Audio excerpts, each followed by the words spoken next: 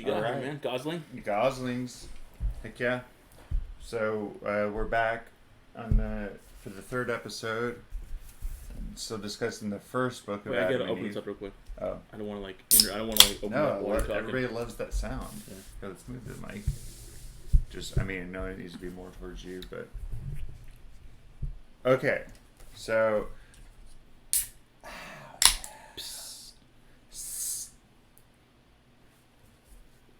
Oh, yeah. Oh, yeah. Been a while. Pretty good, yeah. So, It has been a while. I think the last time I had one of these... Well, no, I had those other ones. Never mind. You've been drinking a different brand. I only drink ginger... Was this ginger ale or ginger beer? Ginger beer. I only drink ginger beer when we're recording. Except for one time. One time? Well, 2 times. What about the fire tree stuff? I thought you guys were sucking that stuff down. Okay. Well, that's one of the time I'm referring to. Oh, okay. Yeah, but one time, like a 12-pack. You got a problem. I have 3. You got a ginger beer problem. I have 3 kids that are I have 4 kids, but only 3 of them are interested in those. Okay. So you're saying they're split So among. You're not drinking it single-handedly. I didn't get all 12. All right. I got most of them. I'll be fair. I won't lie. I probably got more than half actually. Yeah. But I didn't get all of them. Well. So those are good. Yeah. I'll have those next time. Heck yeah. I want to find that Jamaican one. That one's nice. Oh yeah, this will have more of a kick. Mm-hmm. But okay, so we're gonna finish up today the first book of Adam and Eve. Yeah, we're gonna finish that. But we're gonna finish it on this book with a murder. with a murder. Yeah, that's. We're gonna finish it on a bright note. That's a spoiler. Oh, spoiler alert! Spoiler alert! There's a murder happening in this. If somebody doesn't know about the Cain and Able story, then spoiler alert. Sometimes people just don't know where to find, what they're looking for. So not everybody knows the story. Okay. Well, if you want to find the short version, go into the Bible. It's about 5 Genesis, chapter 4, and it's 15 verses long. That's it. This can be like a 5. Leaves a lot of questions, though. We could have a 5-minute episode, or we can have 30 or. I'm like way. Yeah. Well, okay. So the Cliff Notes version, which is the Bible version, is that Cain is born. He's he becomes a fruit grower or a farmer, kind of. Yep, he's a farmer. Abel is born after he becomes he's a shepherd. Does the Bible does that Genesis mention that though? Yeah.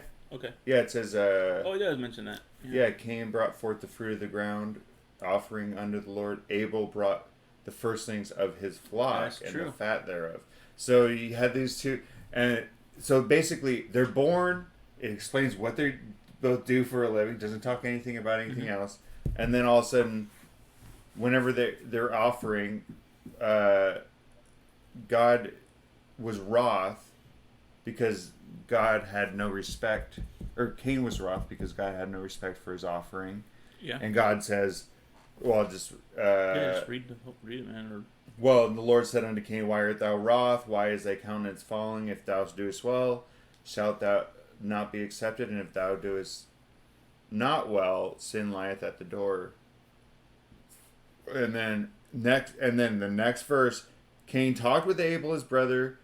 Cain had passed there in the field, and then Cain rose up against Abel, his brother, slew him. Yeah, he said, I'm done with this. And then next verse, God says, Hey, where's Abel? Where's thy brother Abel? Cain's famous reply. The very famous reply, Am I my brother's keeper? Or did I slaughter that? No, that's exactly. Okay. Oh my gosh, word for word. Did I get that word for word? Yep. And I almost said, "Am I not?" But that would be the reverse. Am I not my brother's? Yes. That's what the Lord would say. Are you not your brother's keeper? He's trying to confuse the Lord. Well, yes, you are not. Or wait, you are. Wait. Don't speak to me in that way. Like, you're trying to trick me. So anyway, and then God says, well, I know you killed him, and Cain's cursed. There you go. That's the story. So I don't. This is obviously. So if this is to our horde of listeners we have, our fans. I think it's us and my wife. Yeah, actually. But anyway, I don't think Anne's what seen these yet. Anne's not. Well, is she afraid of a little knowledge? We're gonna fix that. Anyways, to our fans, I just wanted to explain this. This is totally, obviously, if this is not apparent yet, this is completely unscripted, right? So I'm going to unscript this a little further by mentioning something that Mark does not have in his notes. Oh, shoot. Mark has notes. And they're on thick... Yeah, he's paper. Not messing around with these notes. Not no flimsy paper. My wife, for some reason, she had this kind of... Yeah. Heavy gauge. Oh, that's what it is, heavy gauge paper. Yeah, his cardstock. That's what it is, yeah. And, so anyways, one of the things I was thinking about when you were reading through the Genesis just now was, we have what's written in Genesis, but I think that we all also have an amount of some story that's in between the lines that we learn from, like, Sunday school or from church, right? Yeah. So, and I just want to, like, sync up and see if we have the same storyline. I was kind of under the impression that God was unhappy with Cain's offering because maybe he gave bad fruit, or he, you know what I'm saying? But it wasn't like his. That. It doesn't say that at all. But I think that there's you read into it, or from my conditioning at least, or from my Sunday school experience, I believe I've heard his heart wasn't in it. His heart wasn't in it. Or he didn't bring the best fruit. Yeah. Yeah, and it doesn't say anything about that, right? It just all it says is God had not respect for Cain's offering, but he had respect for Abel's, for whatever reason. Yeah, so there's a lot of interpretation to that, and I think that's what was interesting about what we're going to talk about today in the book of Adam and Eve, is the authors or the authors of this story kind of took a little liberty in explaining why God wasn't happy with that offering. And it makes a lot more sense because you're just like, okay, why was God choosing? Why did he choose? What was the deal with Cain and Abel? Why was God not happy with Cain's offering? I mean, does God not like fruit? Or does he? He's a fruit fan. He's still mad that Adam and Eve didn't like his recipe with the fruit. That's right. Like, we had way better fruit in the garden. But it's interesting though, in this version, in the book of Adam and Eve, it's got the roles reversed, where Cain is he's sheep herder and Abel is a farmer. Which is just weird. It does because it mentions Abel's was sacrificing corn and the sweet aroma, right? Yeah. Okay. Sweet corn, man. But I don't think I caught that the roles were reversed, but I think that you're right. Yeah, it's just kind of this random thing. But anyway, okay, so first off, let's just start with, there's a difference when they're born. Because Cain is born with a twin sister, Lulua. Yeah, which means she's beautiful. That's funny how it actually describes what their names mean. But yeah, because it says Cain means hater, and Lulua means beautiful. But I looked up what Cain was supposed to mean, and it doesn't mean. I don't think that Lulua means. Does it sound like to you that Lulua means beautiful? It's a pretty name. It's a pretty name.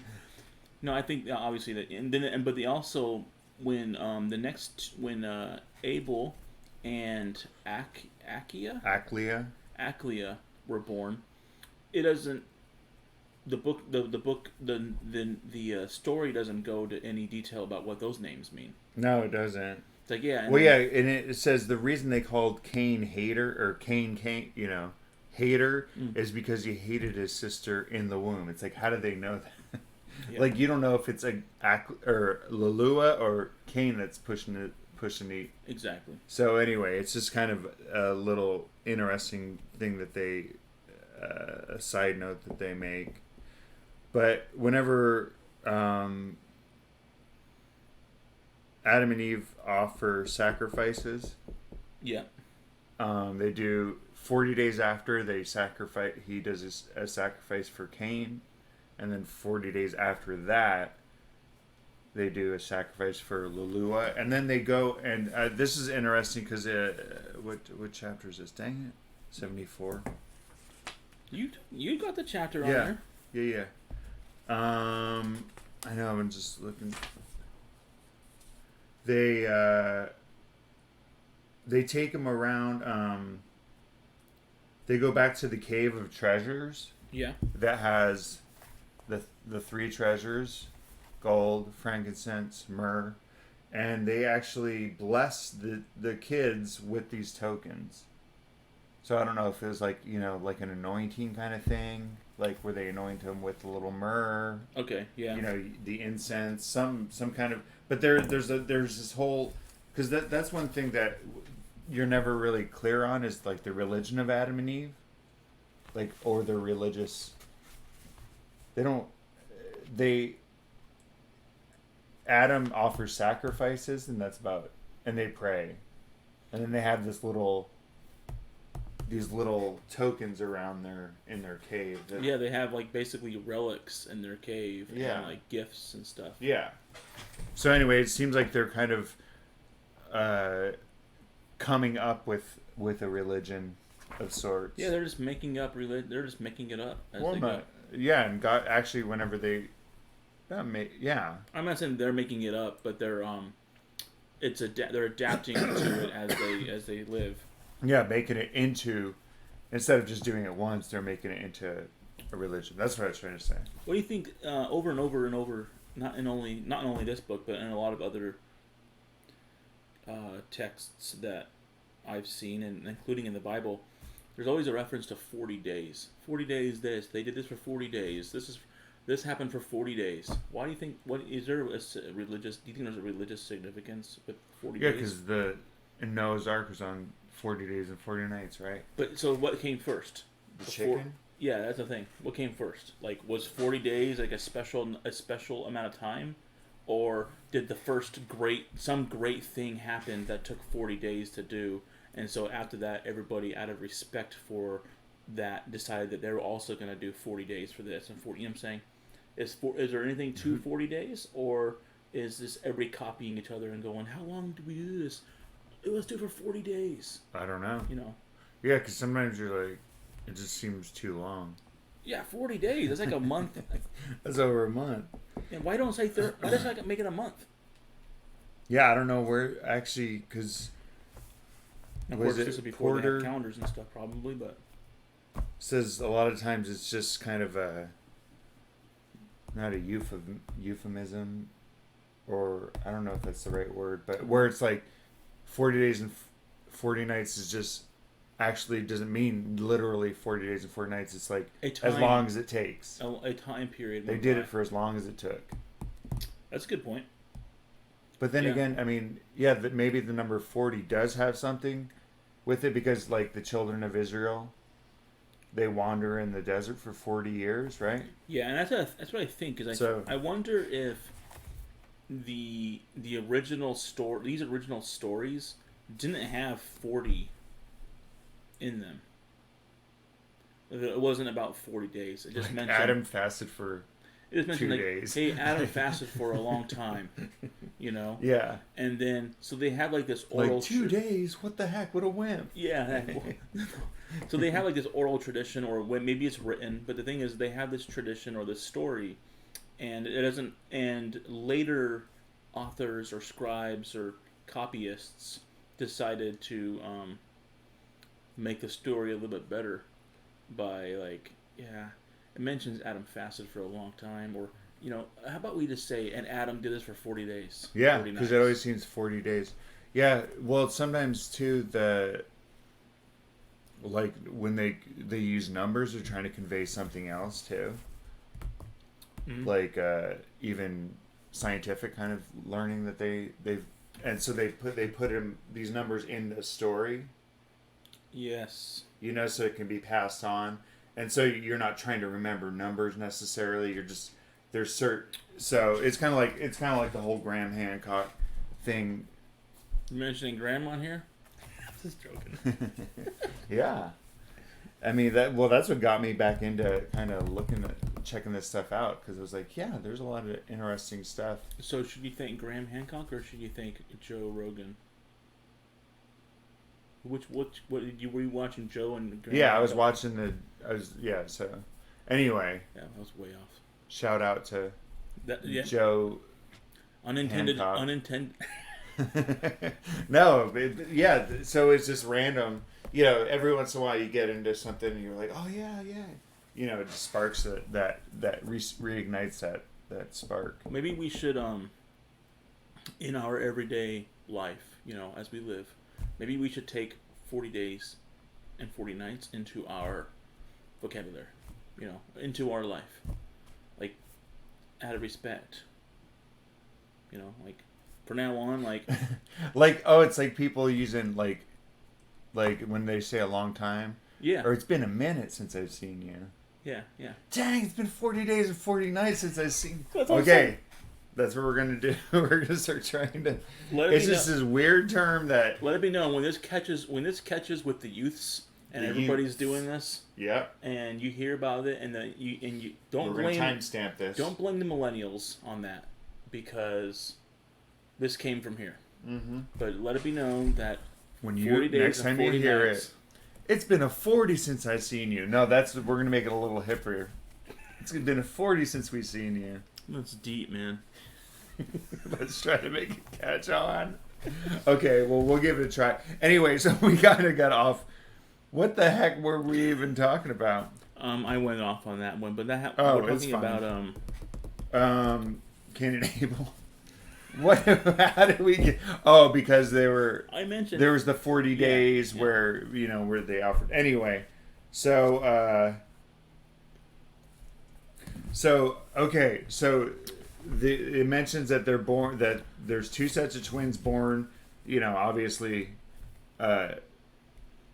Cain 9 months before Cain and Lulua. At least, right? Yeah, well, and actually they mentioned that after Eve stopped feeding, breastfeeding. Yeah, it mentions these kind of things. It does. Yeah. So that then she was able to have another set of kids, and born to them was Abel and Achlea. Okay, so this is the interesting thing. Does it mention that Achlea is ugly? No, not well. It does mention that.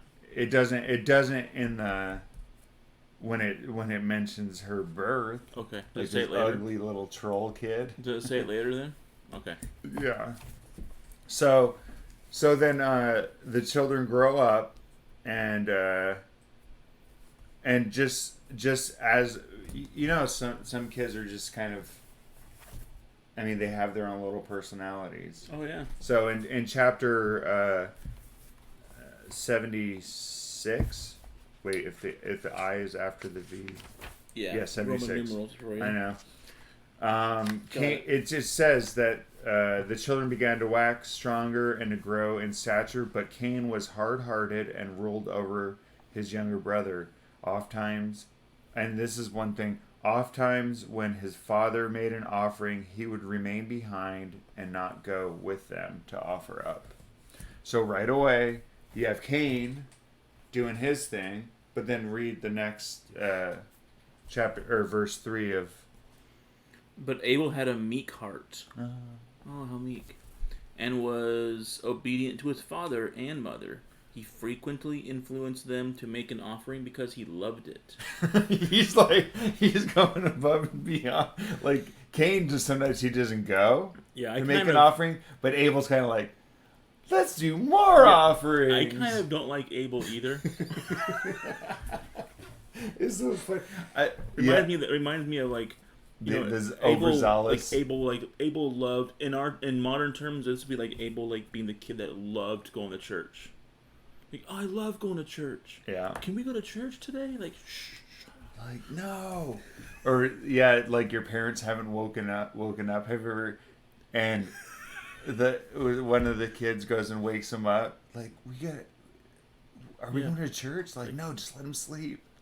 Maybe they'll forget. You always had that hope. Yeah. That's like, I'm so, sure everybody deals with that. So I mean, I don't want to. So I mean, obviously they're making the little thing right away. Cain. Yep. He just kind of likes. He's a big bro. He doesn't necessarily like going to church, or not church, but going to make offerings. We'll call it church. Yeah, we can call it church because this is their religion at this point. And but Abel, not only does he like making offerings, he loves making them, and he even influences his parents to go.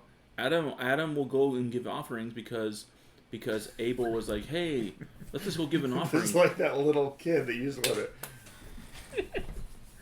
to. Let's see here. One of the things that I noted after that was oh, good. Look, well, he's a curious little chap too. What's your reference to him being curious? Well, I'm saying for Abel, Abel is curious. Asked parents about the tokens in the cave. Oh yeah. 4-6. Yeah. So that's right, and that's where I took this note at. So he's in the cave. Oh, right? Sweet. Yeah. He's in the cave, and then they all like walk out, and Abel remained behind and stayed the entire night in the cave of treasures. Oh yeah, this is where. And then that night, Satan appeared to him in the form of a man. Verse 7. And Satan says, hey, often you have moved your father into making offerings and to fast and pray. Like we talked about. Like he's the one like, hey, let's go fast and pray today. You know? Shut the heck up, Abel. So Satan's like, hey, you're the one who's like getting your dad to do all these things. And then so Satan says, because of this, I will kill you and make you perish from this world. So, yeah, Cain, or basically, I see this as Satan like, hey, Adam's kind of been a thorn on my side for a while, but the thing is he's getting a little bit older now and we don't quarrel as much, but now you come around, kid, and you're always getting him to make sacrifices all the time, and he's becoming a better person because you're always making him do these things, and he's like, he only talked to God like once every 2 or 3 weeks. Now he's like, you guys are making sacrifices all the time. Yeah. And so Satan's upset. Satan wants Abel out. Like, I'm gonna kill you, and then Abel goes, or he prays to God, who drives Satan away from him. That's right. Yeah. The next day, he goes and tells mommy and daddy. Yeah. Oh, Satan was trying to, and they're like, ooh. They said, what did they? Abel told them of the vision he had seen. When they had heard it, they grieved much over it, yet said nothing to him about it. They only comforted him. So, do you want to talk about what's Satan's appearance to Cain? That next night? Yeah. So, because that's where we. Oh yeah, this is where that thing comes from. But okay, so in verse 10 of chapter, what is it? 76. Satan came to him by night, being Cain, and showed himself and said, since Adam and Eve love thy brother Abel much more than they love thee, and wish to join him in marriage to thy beautiful... Wait. No. Oh, yeah. This is what mine says. Oh, okay. Brandon. You got the better version. But to join him in marriage to thy beautiful sister, because they love him, but wish to join thee in marriage to his... Oh, this is a different interpretation. Yours says ugly, doesn't it? Yes. See? I told you... That's the one I listened to on... Different translations. Yeah, because this one says, they but wish to join thee in marriage to his ill-favored sister because they hate thee. But I love your translation better. Yeah, this translation says, however, they wish to join you in marriage to his ugly sister because they hate you. Yeah. So basically, Satan stirred some stuff up, saying Adam and Eve are taking counsel, and we don't have any proof of that they were even talking about that. But so he says, Satan counsels him. He says, I counsel thee when they do that to kill thy brother, and then thy sister will be left for thee, and his sister will be cast away, the ugly one. Yeah, get Leah out. And Satan departed from him, but the wicked one remained behind in the heart of Cain. So So even though Satan left, the evil or the wickedness in his heart remained. Yeah, this is where the kind of stirring up of. This is a powerful lesson here for anybody, but especially for the youths of the world. The youths. Don't let the evil or the wickedness in your heart remain. Yeah, but she's an ugly sister, man. What are you gonna do? Well, not marry her, I guess. But that's just funny with your translation. It's just more, sometimes you just gotta be more straightforward. Like, ill-favored leaves a little bit of more room for interpretation. What that means? Yeah, but okay. This guy just what is that with? Is Isaac or Jacob when he goes and he works for 7 years for the less desirable of the sisters first? Yeah. And it says she's tender-eyed. That is like, is that Rebecca and? Yeah, my Old Testament is horrible. Her sister, Rebecca's sister. Is it Leah? Yeah, Leah. Yeah. Tender-eyed Leah. Good old tender-eyed Leah. That's something we'll have catch on too. Tender-eyed. We're not gonna say ugly. We're gonna say she's tender-eyed. Okay, so anyway, so this animosity starts to grow between them. Yep. You know, because Cain's not really into church or sacrificing. Abel's way into it. Cain's upset that he has to marry the others. Satan puts it into his heart. Tender eyes. And then, but Adam kind of notices that there's a little animosity, and he has Cain and Abel both go up and make offerings to kind of. Oh yeah. This is when they're 15 and 12. Cain's 15, Abel's 12 years old. So say, hey guys, hey bro, hey sons, go up and do an activity together to bond. Well, no, this one is, he's just like, hey, you guys go do it on your own, or you need to learn how to go make a sacrifice. In this particular one, Abel's like, all right, Dad, hey, can you and Ma go up and show me how to do it? And that's so right. They take him up. And okay, I think come with me to show me how to offer it up. Abel says to Pa, and they went, Adam and Eve, with him and showed him how to offer his gift on the altar. And then God looked on Abel and accepted his offering. Meanwhile, Cain is standing in the background, but burning like he's like, yeah. But God was more. He liked the offering. He accepted it, but God was more pleased with Abel than with the person Abel than with his offering, because of his good heart and pure body. What does yours say? It's not about. I think yours says something different. There was no trace of guile in him. It's verse 5 of 77. And God was more pleased with Abel than he was with his offering because of his good heart and pure body. Wow. There was no trace of guile. Okay, yours says the same thing. Okay, so then they come down from the thing, and Abel's like all like da, da, da, da, da, da, all happy, and then Abel goes the extra mile, and he starts offering, making an offering 3 times a week, just like Dad. Yeah, he just goes crazy after that. Well, that's what Adam was doing. Was doing it 3 days a week. He was doing it on Sunday.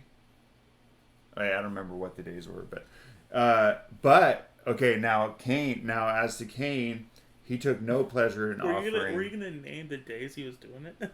Yeah, because they talk about it. Oh, I don't remember that. It's back in like literally like days of the week. Yeah, and they all actually they parallel days that stuff happened to Jesus. Would yeah, okay. You know, so they kind of make this makes total sense. This they put the Christian part in there. Yeah, this is a similitude of what will happen. Yeah. Yeah, did Adam like have any chalk or something? Was he marking his calendar in his cave of treasures? Yeah, that's all the walls were. Today we look at those and we think that they're like, you know, scenes of battles and stuff, but really, you know, really it's marking days to make like sure that you offering day.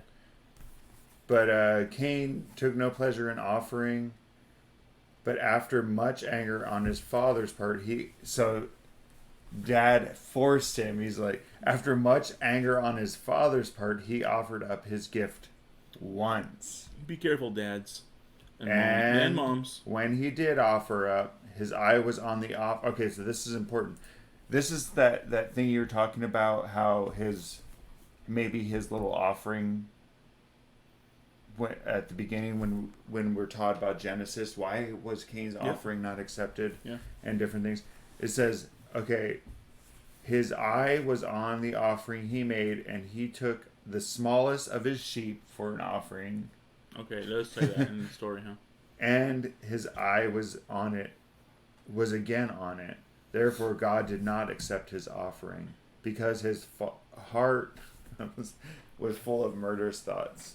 So, I mean, he brought the wimpiest of sheep, his smallest sheep, but he still didn't even want to offer that one.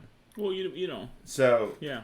So it's just like, and he only did it once. So Abel was going gaga or going nuts, not nuts, but he was just doing what he was supposed to be doing, I guess. Yeah. I'm not trying to defend Cain here. Okay. I'm not trying to be. Wait, I hear a butt coming up. But the thing is, the thing is, I hear it. It seems like to me that Cain was just kind of more practical, maybe. Like, hey, I just like killed one of my sheep for this. Okay, I hope you guys are happy. And like, I'm not gonna kill 3 sheep a week. I'm not. You know. Now he also had murderous thoughts in his heart, right? That's one thing. Yeah. But he also was kind of like, do we really gotta do this? Can we be a little practical? Yeah. Do we really have to come in? How many sheep do you think I have? Yeah. You know. That's true. That's why I'm defending Cain on that one. I know that his heart should have been in the better spot. Brandon, I fear that the devil's whispering to you right now as we speak. Yeah, well, no, but actually whenever you put it in that context, it's like, yeah, okay, you only have so many sheep. And if Abel is a farmer, it's a lot easier to offer a fruit. But see, so maybe that's why in the Bible context they mix it to where it makes Abel look even better. Mm-hmm. Yeah. Because it's like he's offering lambs, and those take a long time to grow, to raise up. And but all this Cain's doing is bringing some fruit. So maybe they intentionally changed the roles to actually make it look like Cain was even worse. I believe also because in this one you're totally on Cain's side. I'm not sure if you are the source that this story comes from is more accurate, or if version of Genesis that ended up making it into the Old Testament, if that's more accurate. But it kind of makes more sense to have Abel as the shepherd, because that's kind of, we're talking about these like symbolisms that are these convenient symbolisms, like, oh, and one day there will be another great shepherd that will die, who will be slain. Yeah, and so I think that, yeah. There's symbolism. Yeah, similitude there. But the symbolism doesn't necessarily make for accuracy. No. Like 40 days and 40 nights. It's like, could have been 35 days. Correct. But they want to use it. So anyway, either way, the thing is that whenever we're reading these different books, we're taking them as if they're true. These are true. No, I'm saying like whatever the version in there is saying, we're not sitting here trying to dispute it. Correct. Like we're just kind of reading it like it's written. Yeah. So whether or not it's correct, that we're not here necessarily to debate that. We're just kind of like the stories, talk about the stories. So, okay, so there's kind of this rivalry going on. Yeah. Now, Brandon, you're the oldest brother? Yeah. In your family? Yeah. You're not the oldest. No, I'm the middle. Suck, man. Did you get beat up? Never mind. I'm thinking, what is the middle brother just get done? What's the you know what it is you don't get to do things first, right? I'm trying to think of the birth order. What's the I think first is probably the hardest because your parents don't know what the heck they're doing, so they might be super strict. Okay, so let's just really talk about this is their first kid, so they might be like very, very more strict, trying to be like, I don't know what I'm doing. And then whenever the later ones come along, they're a little more easy on them. It seems like. Yeah. Anyway, it's not easy being the oldest. Brandon can tell. No wonder this guy's for Cain. This guy. Yeah. But he's like, I've wanted to kill my siblings so many times. But anyway, okay, well, let's move on. So we kind of got this little thing going on. But in chapter... Roman numerals are the worst. 78. LXX 111, right? 78. LXX. Yeah, actually, the Mayans count their numbering system was like way more better. I'll talk about this off the air. Oh, we can. Well, actually, if you want, we can. Whenever we finish this episode, we can do another episode where we can just talk about random stuff if you want. Special. Like just a very random. Special episode coming up. Yeah, just like I call it the Gnostic smorgasbord. We can start doing the smorgasbord. A little bit from here, a little bit from there. Okay, so at the very beginning, 78. Yeah. Adam and Eve are talking, and says, "Behold, the children are grown up. We must think of finding wives for them." Yeah. We must think of finding wives for them. Okay, so there's 4 people four children total in the world, and 2 are sets of twins. 1 boy, 1 girl. Yeah. We need to start. Marry them to? Gosh dang. We gotta plan this. I mean, these guys are really. And then I love verse 2. And Eve answered, "How can we do it?" That's right. And then verse 3, read 3. We will join, and then Adam said, "We will join Abel's sister in marriage to Cain, and Cain's sister to Abel." So just like Satan said, Satan knew you'll get an ugly sister, Cain. Satan predicted that. And then this is interesting. In verse 4, then Eve said Eve to Adam, "I do not like Cain because he is hard-hearted." but let him bide until we offer up unto the Lord in their behalf. Anyway, she doesn't like Cain. That's sad. Sucks, man. So, all of a sudden, in verse 6, Satan comes to Cain and said, in the form of a man of the field, a man of the field. This is weird, because okay, like random people are showing up. Yeah, no, it's like and Adam and Eve are having trouble figuring out whosoever are Cain and Abel going to marry of all the women in the world. So it seems like there might be more people than just Adam and Eve. I don't know. I mean, yeah. So anyway, go ahead. I almost quoted something there, but I won't do it. And then Eve said to Adam, okay, 5, right? 6.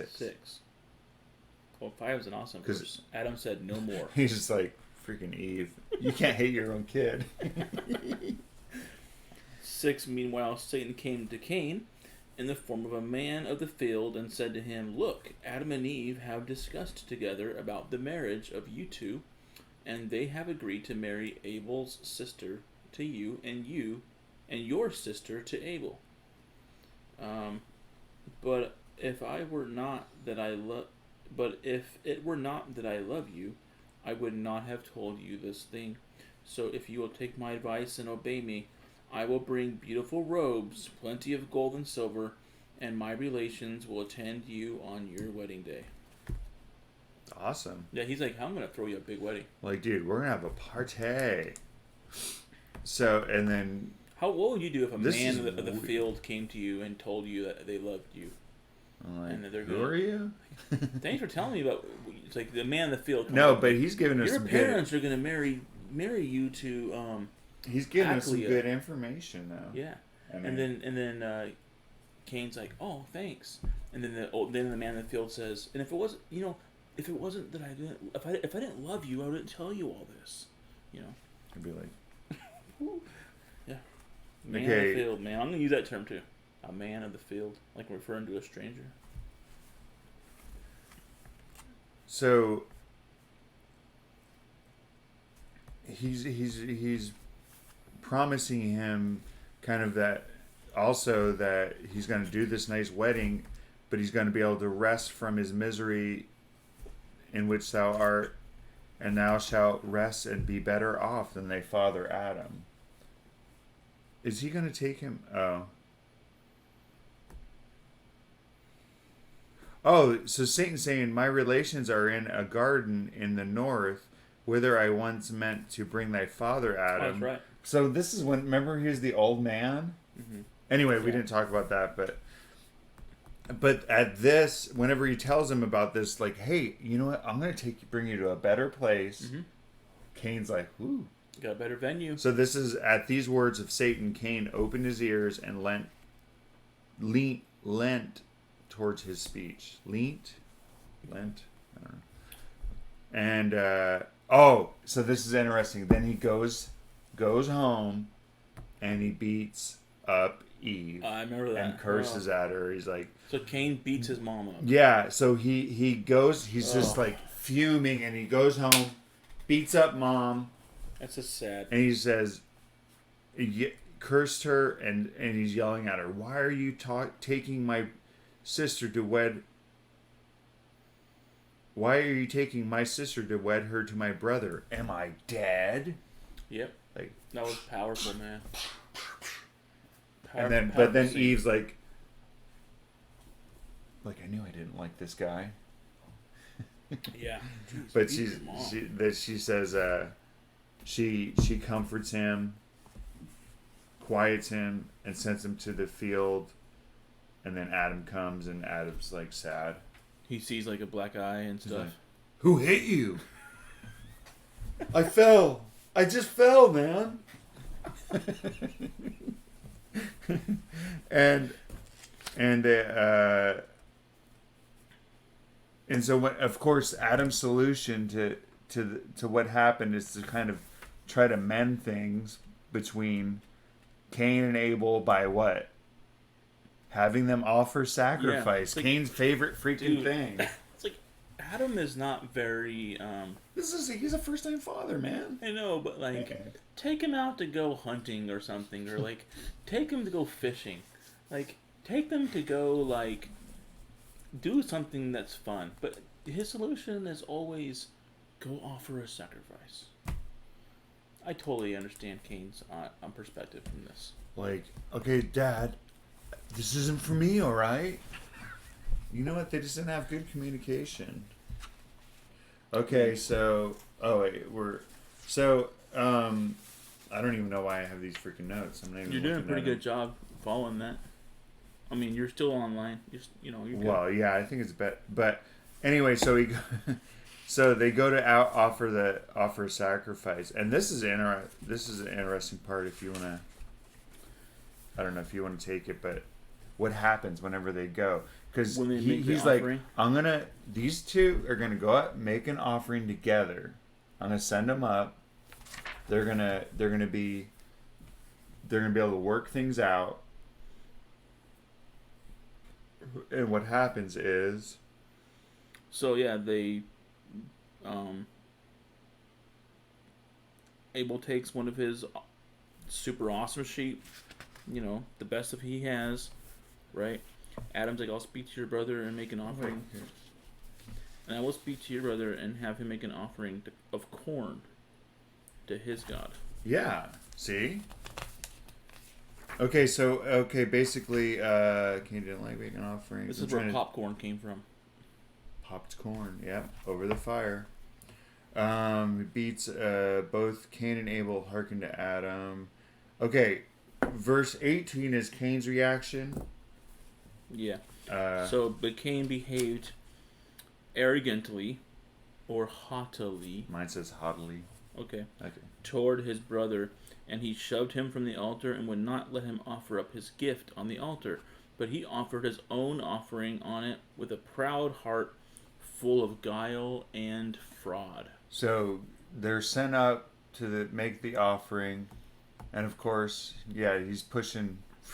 Cain's like, hey, I'm gonna take the altar, and I'm gonna make my offering, and you're not, and I'm gonna get like the bonus points. Yeah. Not really smart, but yeah. Well, and then 19. And then Abel's like, well, guess what? I know how to build my own altar. Yeah, like that. And so Abel sets up stones. I'm sure they were unhewn. Yeah. But he sets up stones and were near at hand, and on that he offered up his gift with a heart humble and free from guile.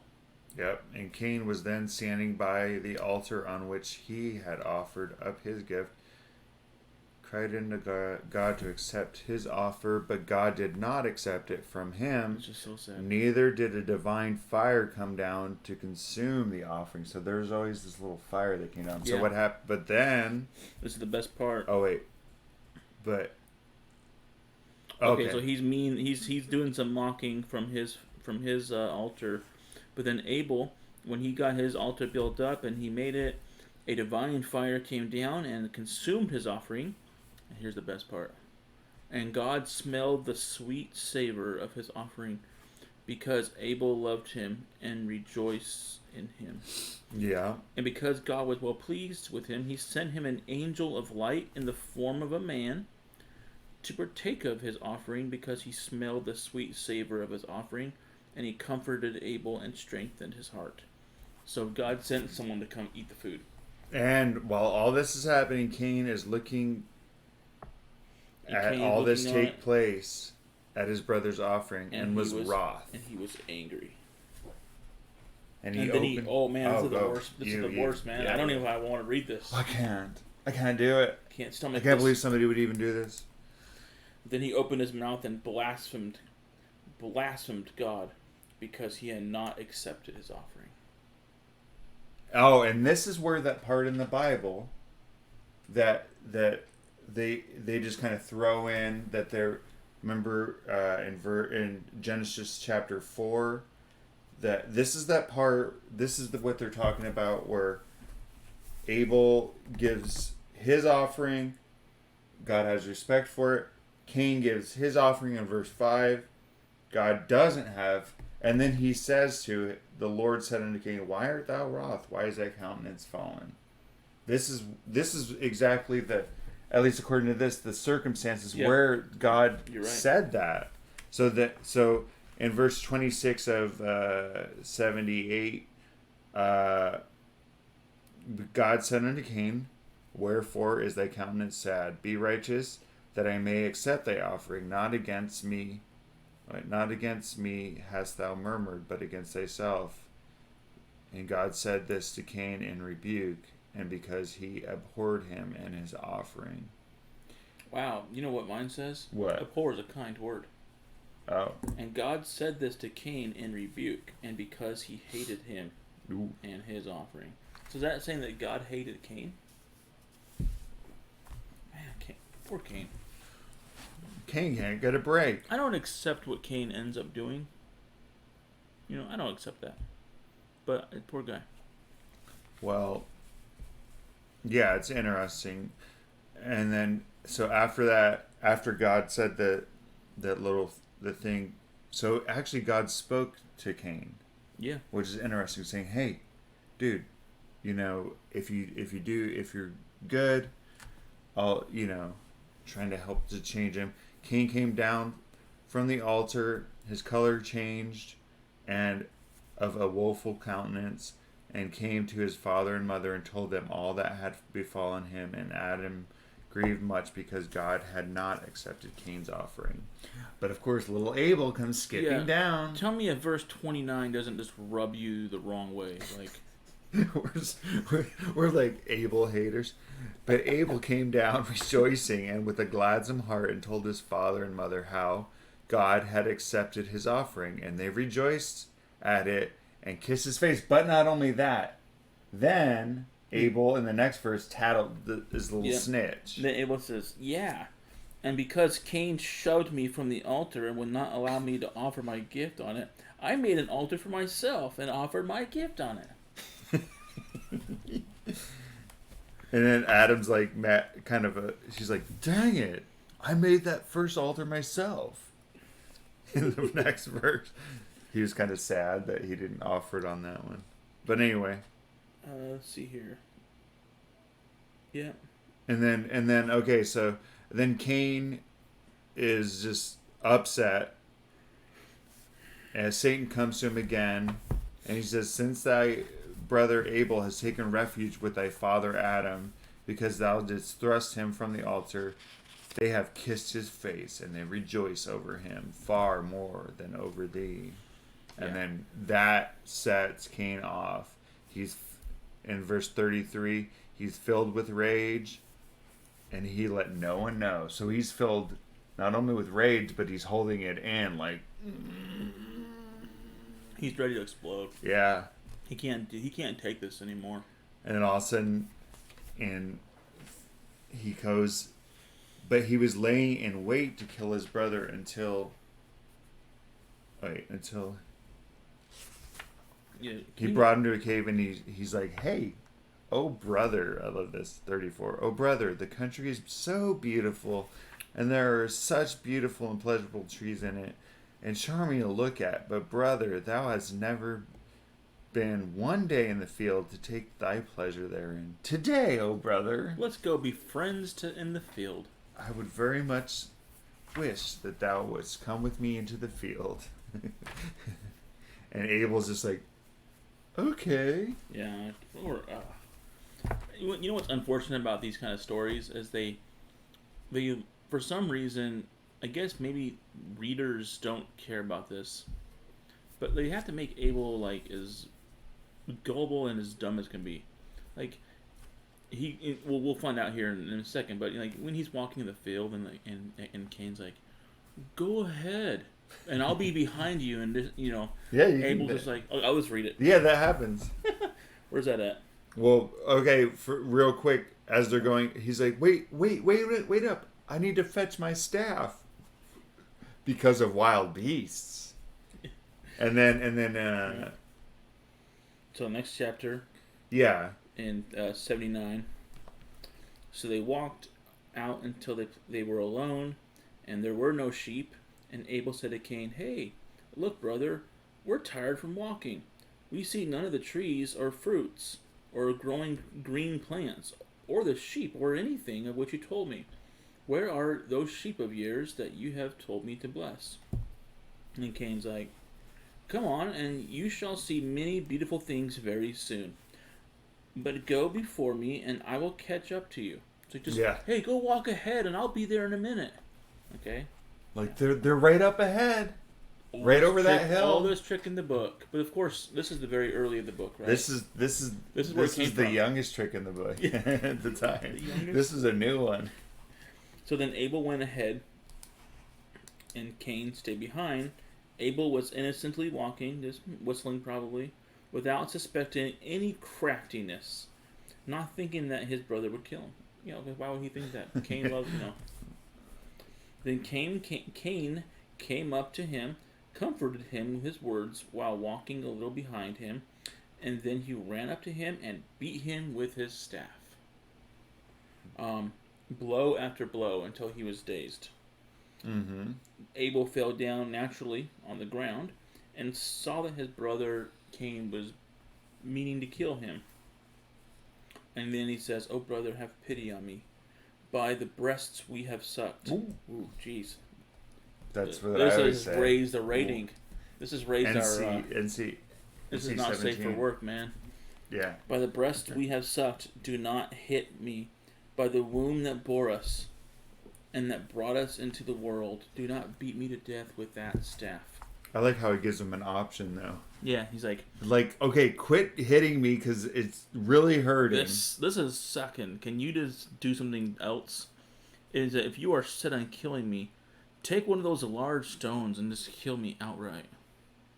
And then Cain, the hard-hearted and cruel murderer, said, took a large stone and smote his brother with it upon his head until his brains oozed out, and graphic. He weltered in his blood before him. And Cain repented not of what he had done. Yeah, Cain was not sorry about that. Yeah. Cain didn't go like, "Oh no, what have I done?" Like, he didn't do that. You know, in one version I read, he was kind of like freaking out, but oh yeah, it's in a different. Anyway, that's not what we're talking about. He was not regretful. Yeah, they're making sure. Oh, he didn't care. I wonder if this is where stoning comes from. Yeah, this is the origins. This is the first stoning. You know. So is stoning an actual act of mercy? Oh, no, it's not. I don't think. Well, I'm saying for Abel, it was more merciful than he's like, okay, quit hitting me with this staff. It hurts. This really hurts. I think so. He's like, just kill me. For whatever. I'm not. Different cultures in the world that still unfortunately practice stoning. I'm sure that taking some person in the street and beating them is going to take a lot longer to actually finish the deed. They in mercy, they grab like, I'm sure in these cultures that still practice stoning, I'm sure they have like these big stones just laying on the side of the road in case someone needs to stone somebody. Gosh. And so yeah. That does not sound good. Guys, get guns. No, that is horrible. Get some freaking guns. It'll kill them off a lot faster. Right? Yeah. There's other crafty ways of doing it too. Well, I'm just saying for anyway. Yeah. Or else drop a big rock on them like Wile E. Coyote, like Satan tried to do with Adam and Eve. Like a giant stone. I mean, like, make it to where it's like... Anyway, so... He did try that. It's so funny. He's got that string, and there's that little teeny thing holding the rock, and he's... That's the origin story. And it falls right on top of him. Or it falls backwards on him. You know, that would have been fun. Anyway, so this is an interesting thing, and it's not... They don't have this part in the Bible. Ooh, this is... I can't wait. To whatever you're referring to. Well, I'm just saying, in all 15 verses that they have in the Bible... I see what you're saying, yeah. Where he goes to bury the body. Oh, yeah, he can't bury... So, do you want to summarize that, or want me to? You. So, Cain, because he Well, he's not regretful at all, but he doesn't want there to be like obvious evidence, at least right away. He tries to bury Abel. Mm-hmm. And should I paraphrase it or should I just read it? Well, so okay. The first time he tries to bury him. Oh, you can read it. Yeah. He tries to bury him, and the earth won't let him bury it. And of course, I think what's interesting is the author's interpretation of each time why the earth. So basically, he tries to bury him, and then the earth unburies him, right? Like yeah. I just can't bury him. Well, let's. Well, I guess maybe we should just read it. My paraphrase wasn't adequate enough. Well, it's just interesting because. I see. Then Cain began at once to dig the earth wherein to lay his brother, for he was trembling from the fear that came upon him when he saw the earth tremble on his account, whenever the blood was poured out. That is what you're referring to.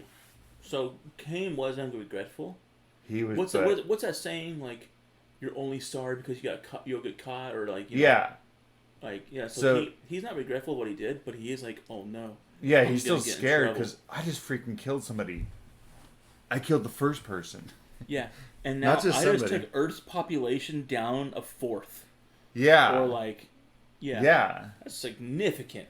Dude, that's more. That now there's 2 chicks I can date. But and then he cast his brother into the pit he made and covered him with dust. But the earth would not receive him, but it threw him up at once. And in verse 13. And then Cain dug the ground and covered his brother in it again, but the ground threw him up three times. What? Wait. No, Cain. Then Cain dug the ground and covered his brother in it, but the ground threw him up. 3 times the ground threw up the body of Abel on itself. So he tried to bury him 3 times. Yeah. So in 14, I think it said, okay, 14 what we're looking for. Yeah. The muddy ground threw him up the first time because he was not the first creation. For whatever reason. No. Adam was the first creation. Adam should be the first one to die. Yeah. Maybe. It could mean something else. But that's what I'm seeing. It threw him up the second time and would not receive him because he was righteous and good and was killed without a cause. Dude, everybody loved Abel. Yeah. Think of the ground threw up everybody that tried to, you know what I'm saying? Of all the good people that have tried to be buried, like, this person must have been really good because we can't bury him. Yep, they're just not going to take it. That's why they have like these that's why they have what are they called? Mausoleums? Yeah, above ground or yeah. They're like, these people are too good. We can't even put them in the ground. The earth won't take them. Where's the third time at? And the ground threw him up the third time. Yeah. And would not receive him, so that there might remain before his brother a witness against him. So the third time was obviously we need a body. Yeah, they're gonna be digging forever. I don't want that to happen. And it says that the earth mocked Cain until the word of God came to him. So this is where God comes to him, and this is the famous scene, right? Yeah, it's in the Bible. Yep. Even made it into there. Then God was okay. And he thundered down from heaven, and lightning went out with him. It's a big scene. Yeah. And the word of God came from heaven to Cain and said to him, "Where is Abel, your brother?" And then Cain answered with a proud heart and a gruff voice, "How am I to know, O God? Am I my brother's keeper?" And then God gets mad. Yeah, God reveals that he obviously already knows the answer. But, you know what, the interesting thing... Okay, he asks him that question, and the interesting thing in verse 20... Wait. The reason he asks him the question... Okay, it says... For as the word of God to Cain, where is thy brother? God said it in mercy for him to try and make him repent. For if Cain had repented at that time and had said, "O God, forgive me of my sin." Yeah, that's right. God would have forgiven him. And the murder of my brother, God would have forgiven him his sin. And so it's just like, obviously it's kind of like Adam and Eve whenever they hide in the garden. Yeah. Like, Adam. Oh, yeah. Adam. Adam, where are you? And they're like, I'm here. It's like, of course God knows that what happened on earth. I mean, the blood of Abel is crying to him from the ground. And the lightning and his but scene of coming down with lightning and thunder and even with all that, just kind of scare the crap out of him, to maybe get him. All of a sudden, Cain's still like, even with the gruff voice, like, huh? He's like, "Am I my brother's keeper? Am I my brother's keeper?" He says it like that, like, isn't that like the Batman voice? Yeah, he's like, "Why are you talking like that?" "I'm Batman." I hate the Batman voice. I've seen that movie. Anyway, but so he asked him to give him a chance to repent, which is really interesting. Yeah. He's like, "Hey, if you would have just repented, I would have forgiven you." And I don't know what you really want to talk about, like the punishments, and because it seems weird. I don't really totally get it. You're referring to when God is like, here's what I don't get, and I think that's probably where you're going. Because you killed, in short, paraphrased extremely, because you killed your brother, I'm not going to let anybody kill you. Yeah. Sounds good. Yeah, it's like... And if anybody kills you, they will be punished, 7 times? Yeah, it's 7. But Cain wept because Cain still got some... God had said those words to him. Cursed be the earth that has drunk the blood of Abel, thy brother, and be thou trembling and shaking, and this will be a sign unto thee, that whosoever finds thee shall kill thee. So he says, whoever finds you is going to kill you. That's right. He's really upset. You're going to be trembling and shaking, and you know what? Anybody that finds you is going to kill you. And then Cain's like, "Oh God, whosoever finds me shall kill me, and I shall be blotted out from the face of the earth."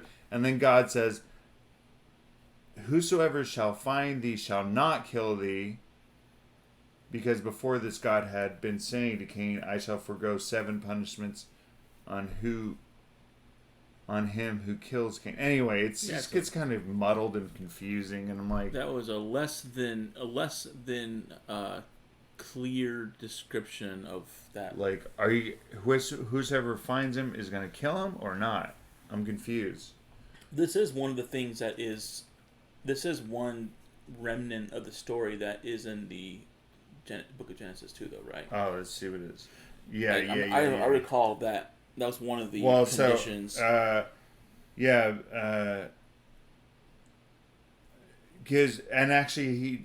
Cain's like, in Genesis 4:13, he says, "My punishment is greater than I can bear. Whosoever thou hast driven me out this day from the face of the earth, and from thy face shall I be hid, and I shall be a fugitive and a vagabond in the earth. And it shall come to pass that every one that findeth me shall slay me." So, and then the Lord says, "Therefore, whosoever slayeth Cain, vengeance shall be taken on him 7-fold. And the Lord set a mark upon Cain, lest any finding him should kill him."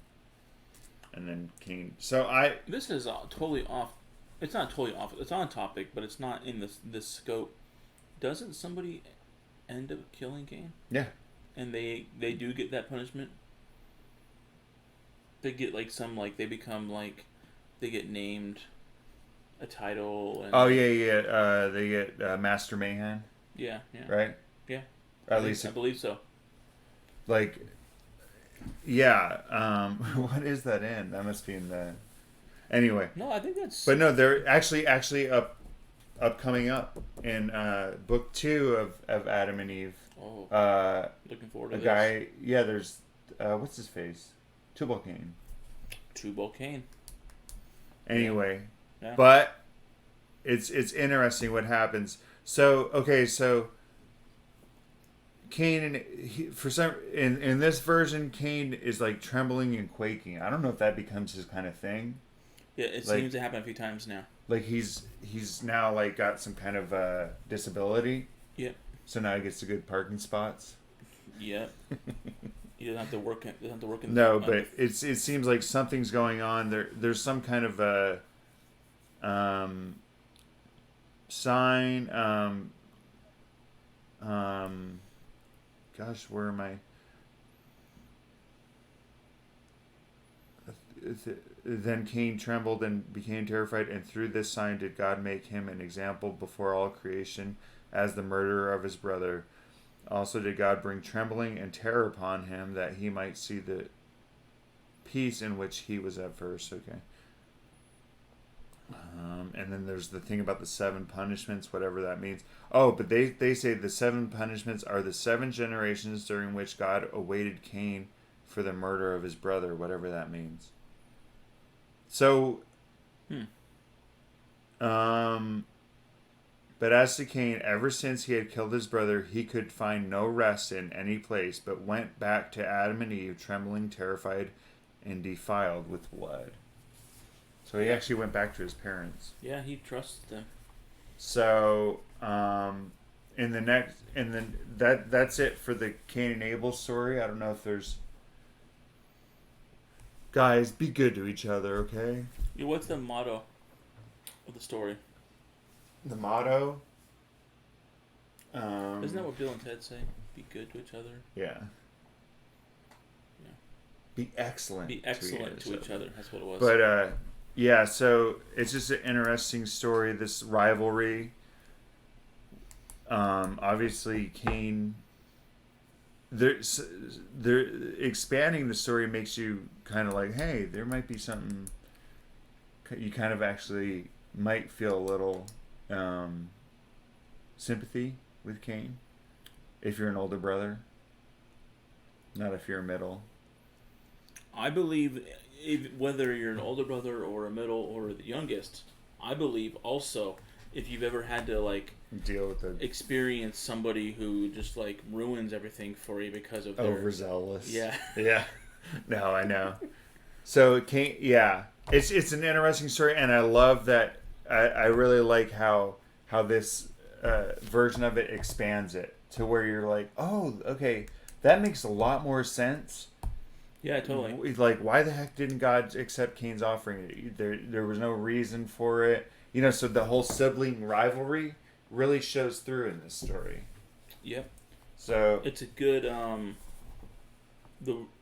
think there's a lot of evidence that the reason why this was written was because you got this origin story that you're telling your kids all the time, right?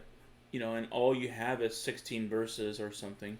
Yeah. And it's nice to like fill in some gaps. It's nice to an oral tradition could have this, like we talked about in the very first time our very first video for this we don't have a clear date of when I'm pointing down for the book here, but my phone's in there. No, it's fine. Adam and Eve. So the Adam and Eve, the second book of Adam and Eve, they we have like theorized dates about when they were written and stuff, but obviously we don't know. There's also theory that these oral traditions existed for several hundred years before they were actually even written. Yeah. So there's reasons for that, and it's like, hey, teach your kids about Adam and Eve, and you can have fun. Have a fun story too, right? Yeah. Not just making 16 verses, but. Well, that's the thing, and that's the thing about the Bible is that it's not it's not an exhaustive thing of, an exhaustive, everything that happened is in there. It's obviously not. I mean, I think you got 2 chapters of Adam and Eve. That's it. Yeah, and so, the other thing with the Bible is, the books, I don't want to get, like, Bible, like, pouncing type of here, but, the books in the Bible obviously had to be, they had to be in harmony as much as possible with the current teachings of the day when they put the Bible together. Yeah. So there was, I think I read one time actually the tech or scrolls that we have that have fragments of the book of Genesis. There's thousands. I'm actually thinking there's up to over 15,000 different versions of the book of Genesis. I might not. I should not have said that because it's probably way less. But the thing is well, whatever. We're not like there's so many different copies and versions of the book of Genesis, and today there's only one because that's just what they went with. Yeah, unless it's like some fragment, in some scriptorium somewhere or some museum, we pretty much only have one version of the book of Genesis today. Good. But that version that we have, there might have other versions of it might have had more insight to the story or might have added other things to it. Yeah. The version that we have today is just the version we have for multiple reasons. Well, you gotta remember too that, just paper alone before the printing press and stuff, it all had to be handwritten, so it was consolidated down to get the basics of the story. I think that we'll probably talk about this on another episode, but there's also an opportunity to visit the Adam and Eve story through other cultures. Yeah. And, yeah, that'd be cool. And some of them have more detail. They might call them different names and stuff, but they have more detail to the stories, their origin stories, or the first humans, or at least the first people in their tribe or whatever. But yeah. All right. Good job. That's the story. We're sticking to it. So next time we'll get into the second book of Adam and Eve, or who knows? Yeah. I mean, we can go crazy. There's all kinds of stuff. Yeah. There's so much cool stuff, so many stories that you're like, oh yeah, that makes sense. But anyway, all right. Well, thanks for watching, and it's been fun. Yep. Look to the bear. On his look to the bear. All right.